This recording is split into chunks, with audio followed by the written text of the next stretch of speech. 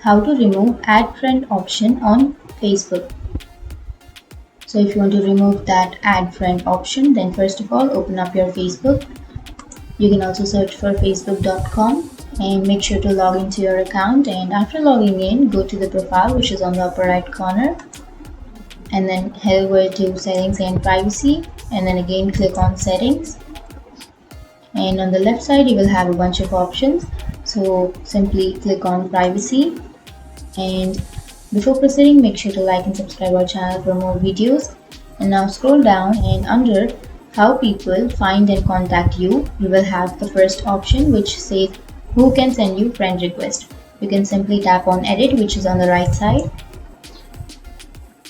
and then click on the drop down bar and choose friends or friends.